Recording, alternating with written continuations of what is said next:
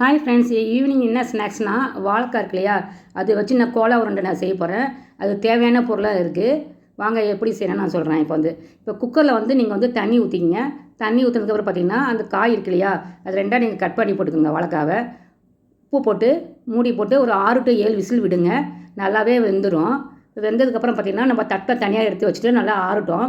இப்போ நம்ம மசாலா நம்ம ரெடி பண்ணி போகிறோம். மிக்சியில் பார்த்திங்கன்னா சோம்பு, காஞ்ச மிளகா, இஞ்சி, பூண்டு இருக்கு இல்லையா, அது போட்டுக்கோங்க. பொட்டுக்கலை, உப்பு போட்டு நல்லா பல்ஸ் மூடில் பண்ணி வச்சுக்கோங்க. இப்போ காய் அந்த தோலை உரிச்சிட்டு நம்ம கையால் நல்லா மசிச்சு வச்சுக்க போகிறோம். அரைச்சா இல்லையா அந்த மசாலா இருக்கு இல்லையா, அதை நீங்கள் போட்டுக்கோங்க. வெங்காயம் நம்ம போட்டுக்க போகிறோம். தேங்காய், மஞ்சள்தூள், ஏற்கனவே நான் உப்பு போட்டிருக்கேன். உங்களுக்கு வேணும்னா உப்பு நீங்கள் போட்டுக்கலாம். தேங்காய் போட்டுக்கோங்க. கருவேப்பிலை, கொத்தமல்லி போட்டுக்கோங்க. நல்லா நம்ம கையால் மசிச்சுட்டு எண்ணெய் ஹீட் ஆனதுக்கப்புறம் நீங்கள் உருண்டையாக உருட்டி போடுங்க. இந்த ரெசிபி ரொம்பவே டேஸ்ட்டாக இருக்குங்க.